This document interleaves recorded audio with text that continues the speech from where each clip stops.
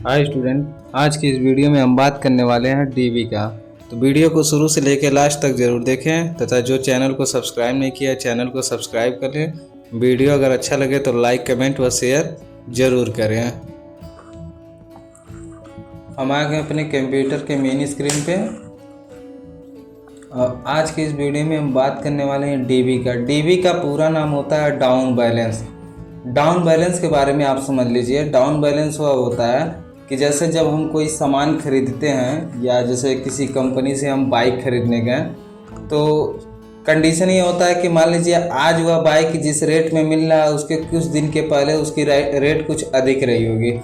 जैसे मान लीजिए 2015 में आप कोई बाइक खरीदें 20,000 रुपये का मिल रहा था और वह बाइक 2017 या 2020 में आकर के वह बाइक 10,000 में मिलने लगा। तो रेट तो 50% डाउन हुआ, बट एक साथ तो 50% डाउन नहीं होता है, लेकिन कंपनी क्या है हर वर्ष उसकी रेट कुछ ना कुछ डाउन करती है, कुछ ना कुछ घटाती है।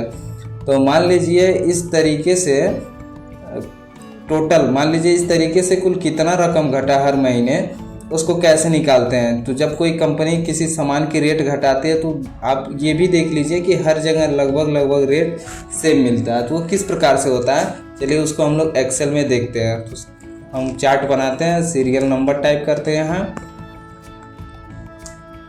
सीरियल नंबर लिखने के बाद हम सबसे पहले आइटम नेम लिखते हैं। कौन सा सामान है उसका तो नाम लिखेंगे ही लिखेंगे। फिर इसको लिखते हैं हम कास्ट। कास्ट क्या होता है कि जिस समय हम जो सामान खरीदे थे उसको हम लिखेंगे, ठीक। तो कास्ट हमारा रुपीस में होता है, चलिए इसको हम रुपीस में टाइप कर दिए, ठीक। यहाँ हेडिंग दे दिए रुपीस में, ठीक। और वो एक होता है सेल्वेज।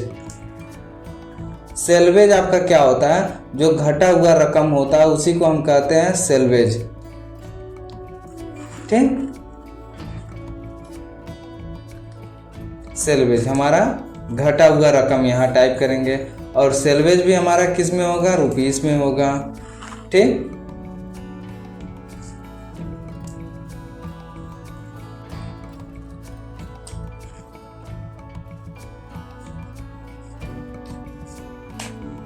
चलिए सेल्वेज भी हमारा रुपीस में हो गया, ठीक। उसके बाद हम लिखते हैं लाइफ। लाइफ क्या होता है, ईयर में। ये लाइफ अगर मान लीजिए ईयर में लिखा हुआ है तो इसको हम कन्वर्ट भी कर सकते हैं, मंथ में भी कर सकते हैं, बट अभी लाइफ हमारा क्या है, ईयर में है, ठीक। अगला हेडिंग है हमारा पीरियड का। तो पीरियड क्या होता है, जैसे हर महीने रकम घटा, यहाँ तो हम अपनी लाइफ तो हमारा साल में है, लेकिन रकम जो घट रहा है वो हर महीने घट रहा है। तो हर महीने के लिए हम यहाँ पे पीरियड लिख दिए और यहाँ पे हम लिखते हैं स्टेटस। स्टेटस क्या है, ये भी प्राइस में ही रहेगा, स्टेटस प्राइस। चलिए अब इसको चार्ट को थोड़ा सा सही कर लेते हैं, ठीक। इन सभी को हम बीचों बीच कर लेते हैं ताकि कुछ भी लिखें तो हमारा सेंटर में रहे, ठीक। क्लियर। अब यहाँ हम सीरियल नंबर देते हैं, ठीक। आइटम नेम, मान लीजिए हमने आपको पहले ही बताया कि हम कोई बाइक खरीद रहे हैं, चलिए हम एक बाइक का ही नाम ले लेते हैं, बाइक लिख देते हैं। और वह बाइक क्या था कि मान लीजिए 20,000 में मिल रहा था, तो यहाँ 20,000 टाइप कर दिए। फिर कुछ दिनों के बाद 10,000 में मिलने लगा, तो प्रेजेंट में जो रेट है उसको लिख दिए। अब किस चीज़ की बात कर रहे थे हम, 2015 में कोई बाइक था वो 20,000 रुपये का मिल रहा था और वही बाइक 2020 में आकर के 10,000 मिलने लगा। तो 2015 से लेकर 2020 तक कुल कितने वर्ष हुए, तो 5 वर्ष हुए। तो इसकी लाइफ क्या थी, 5 वर्ष, ठीक। तो यहाँ हम 5 टाइप कर दिए, ठीक। अब हमें निकालना पीरियड, तो प्रत्येक वर्ष कितना रकम घटा, तो मान लीजिए यहाँ फर्स्ट ईयर हो गया, सेकेंड हो गया, थर्ड हो गया, 4 हो गया, 5th हो गया, मतलब 5 साल कितना रकम घटा, ठीक। तो इतना हमें निकालना है। हम चार्ट को थोड़ा सा बॉर्डर में कर देते हैं। अब यहाँ पे देखिए स्टेटस निकालने के लिए हम क्या करते हैं, फार्मूला लगाते हैं, इक्वल डीबी इन ब्रैकेट अब यहाँ देखिए मांग रहा है आपसे क्या, कास्ट, तो कास्ट का सेल एड्रेस क्या है, C2 है। C2 यहाँ टाइप कर दिए। फिर हम लिख देंगे कामा। कामा करने के बाद फिर हमारा क्या आ गया, सेलवेज आ गया। सेलवेज हमारा क्या है, घटा हुआ रकम है, तो सेलवेज का सेल एड्रेस D2 है। फिर कामा दिए। फिर उसके बाद मांग रहा है लाइफ। लाइफ का सेल एड्रेस हम देते हैं E2। ठीक, उसके बाद कामा दिए। फिर मांग रहा है क्या, पीरियड। पीरियड हमारा क्या है, F2 है। F2 टाइप किए, ब्रैकेट क्लोज, इंटर करेंगे। फिर मंथ भी दे रहा है यहाँ पे, मंथ भी कि अगर मान लीजिए 1 साल के किस महीने का निकालना है तो हम यहाँ पे पीरियड के बाद नेक्स्ट मंथ भी दे सकते हैं कि हर महीने कितना रकम घटा। तो ये ऑप्शनल होता है। देखिए जो बड़े ब्रैकेट में टाइप रहता है वो हमारा ऑप्शनल होता है कि इसको हम दे भी सकते हैं, नहीं भी दे सकते हैं। अगर आवश्यकता नहीं है तो इंटर करते हैं।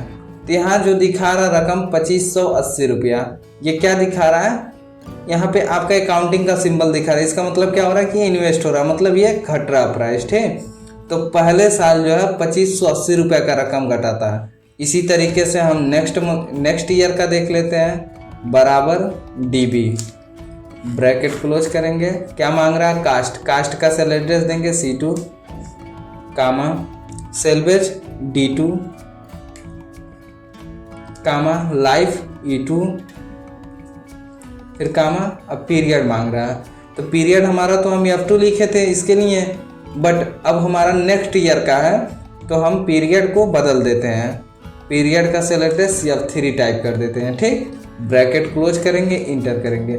F3 से क्या हुआ, देखिए सामान तो हमारा वही था, कास्ट वही था, घटा हुआ रकम भी वही था, लाइफ भी उतना ही था, बट पीरियड बदल जा रहा है। तो नेक्स्ट ईयर के लिए हम पीरियड को केवल चेंज कर देंगे। अब यहाँ देखेंगे आपकी 2247 रुपया रेट घटा। ठीक, तीसरे साल देख लेते हैं, बराबर DB, ब्रैकेट में कास्ट लिखते हैं, सेलवेज लिखते हैं, लाइफ लिखते हैं, फिर पीरियड का सेल एड्रेस। ठीक, ब्रैकेट क्लोज, इंटर। चौथे साल में क्या रकम घटा,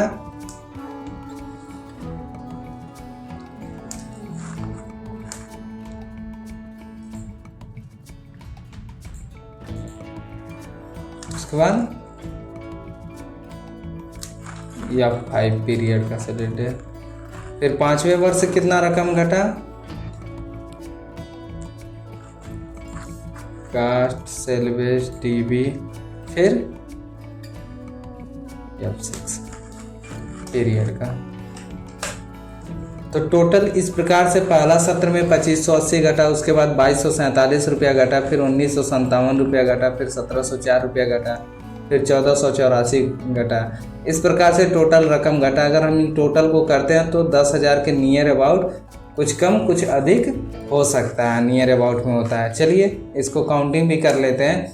तो काउंटिंग करने के लिए हम ऑटो सम का प्रयोग करेंगे और इंटर कर देंगे, टोटल जोड़ देगा। तो देखिए यहाँ 9,974 रुपया 16 पैसा घट चुका है। ठीक, क्लियर।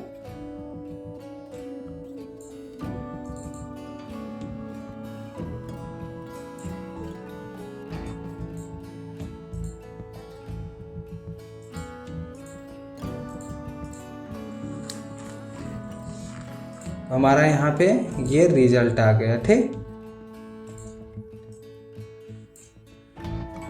चार्ट को हम थोड़ा सा चेंज कर लेते हैं।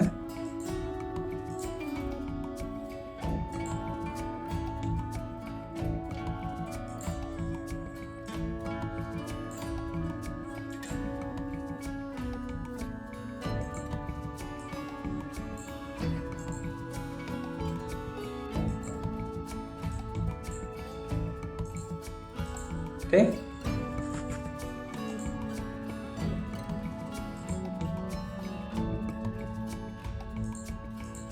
क्लियर। तो हमारा ये है डाउन बैलेंस।